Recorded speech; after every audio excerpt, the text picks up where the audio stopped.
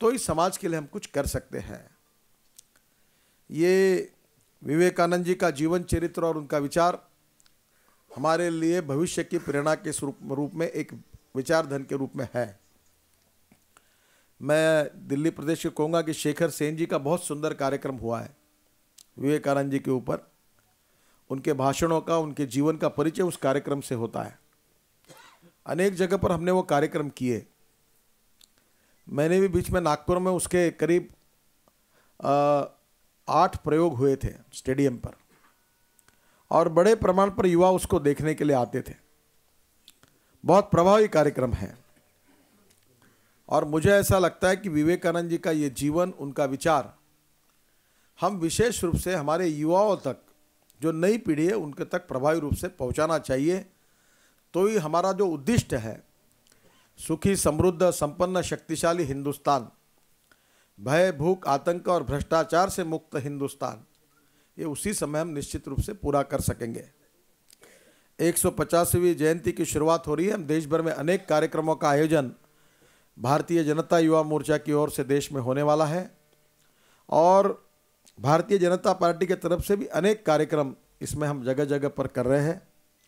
मैं आपसे प्रार्थना करूंगा कि आपके छोटे छोटे मंडलों में लोगों को इकट्ठा करके विवेकानंद जी का जीवन चरित्र और उनके विचार, इसके बारे में देश की आज की वर्तमान स्थिति में उन विचारों की उपयुक्तता और भविष्य के देश के निर्माण करने के लिए उसकी आवश्यकता, इस बात को प्रभावी रूप से आम लोगों तक इसको पहुंचाना, ये हमारे जो उद्दिष्ट हमने तय किया उसके अनुरूप है। और इसलिए 150वीं जयंती की जो शुरुआत हो रही है, ये देश में प्रभावी रूप से इसका हम लोग कार्यक्रम करें, ऐसी कल्पना हम सब ने सोची थी। हमारे राज्यसभा के सांसद तरुण विजय जी को मैंने सुझाया था कि इसके बारे में, अनेक कार्यक्रमों के बारे में हम लोग किस प्रकार के कार्यक्रम इस बार देश भर में करें, इसके बारे में कुछ समिति इकट्ठा करके उन्होंने भी कुछ कार्यक्रम तैयार किए हैं। और देश भर में विवेकानंद जी का विचार और उसके अनुरूप उस विचारों को आम आदमी तक पहुंचाना, और उस विचारों के अनुरूप अपने जीवन में व्यवहार करना। कथनी और करनी में अंतर नहीं होना चाहिए। कथनी और करनी में जब अंतर होगा तो उसको हिपोक्रेसी कहते हैं। जो कहेंगे उस प्रकार से चाल चलन, व्यवहार, चरित्र हमारा होगा, उसके अनुसार हमको चलना है। इस बात का आग्रह करके हम लोग इस बात को प्रचारित करके लोगों तक पहुंचाए, और इसलिए इस साल में अनेक कार्यक्रमों का आयोजन हमने देश भर में किया है। थोड़ा चुनाव भी है, 3-4 मार्च तक चुनाव की समाप्ति के बाद हमारे अनेक छोटे छोटे गांवों तक ये कार्यक्रम प्रभावी रूप से हम करेंगे। विवेकानंद जी का विचार और आज की वर्तमान स्थिति में उस विचारों की प्रेरणा लेकर भविष्य के राष्ट्र के पुनर्निर्माण और पुनरुत्थान के लिए उस विचार को हम हमारे कार्यकर्ता तक और जनता तक कैसे पहुंचाएंगे, उसकी योजना पार्टी तय करेगी। आप भी आपके क्षेत्र में ये 150वीं जयंती का जो साल है, इसमें आप बड़े अच्छे प्रकार से आपके मंडल स्तर पर अलग अलग कार्यक्रमों का आयोजन करिए, और सभी कार्यकर्ताओं को इकट्ठा करिए, जनता को भी इकट्ठा करिए।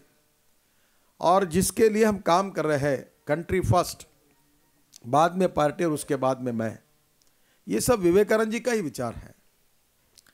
अटल जी हो, अडवाणी जी हो, पंडित दीनदयाल उपाध्याय जी हो, डॉक्टर श्यामा प्रसाद मुखर्जी हो, हम सब, हमारे सभी नेताओं ने विवेकानंद जी के जीवन से, उनके विचारों से प्रेरणा ली है, और उसी विचार के भावार्थों को लेकर हमने आगे जाने की कोशिश की है। और मैं अक्सर इस बात को जोर देता हूं कि विवेकानंद जी जिस हिंदुस्तान का विचार कर रहे थे, जो भय, भूख, आतंक से मुक्त है, वो हिंदुस्तान का भविष्य हम ही बना सकते हैं, हम बनाकर दिखाएंगे। कोई कठिन नहीं है। हम बेरोजगारों को रोजगार निर्माण करेंगे, खेत को पानी देंगे, युवाओं के हाथों को काम देंगे, हमारे एक्सपोर्ट बढ़ाएंगे, टेक्नोलॉजी का स्वीकार करेंगे, और इस देश में विज्ञान, तंत्र विज्ञान का उपयोग करके हमारे देश को दुनिया की नंबर 1 की ताकत बनाएंगे, आर्थिक दृष्टि से सक्षम बनाएंगे। आज की स्थिति चिंताजनक है।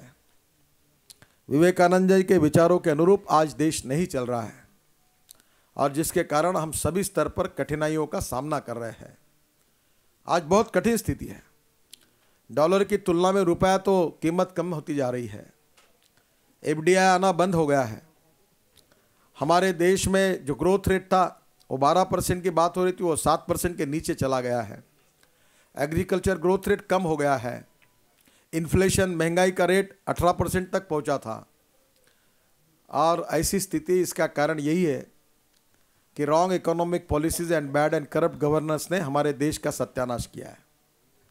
विवेकानंद जी के विचारधारा के आधार पर हम संकल्प करें कि हम सब लोग मिलकर अपने जीवन को समर्पित करके राजनीति को केवल व्यक्तिगत आशा, आकांक्षा और महत्वाकांक्षा का ही सीमित स्वरूप न मानते हुए देश और समाज को बदलने के लिए हम राजनीति कर रहे हैं। हमको केवल राज बदलना नहीं है, समाज बदलना है, देश बदलना है। इस विचार को लेकर हम संकल्प करें और 150वीं जयंती के निमित्त ये विचार लोगों तक पहुंचाएं। ये कार्य आप सब लोग प्रभावी रूप से करें। यही विवेकानंद जी के लिए सही श्रद्धांजलि होगी। मैं उनको अभिवादन करता हूं, उनके स्मृति को अभिवादन करता हूं और आखिर में एक संकल्प जो है मैं यहाँ से आपको कहूँगा, आप उसको दोहराइए और वो संकल्प हम सब लोग दोहराएंगे, ऐसे मैं आपसे प्रार्थना करता हूँ। विवेकानंद जी के खड़े हो जाइए।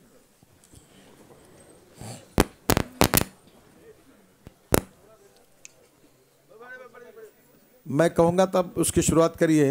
ये 150वीं जयंती का प्रारंभ होने पर ये संकल्प हम पूरे देश में दोहरा रहे हैं।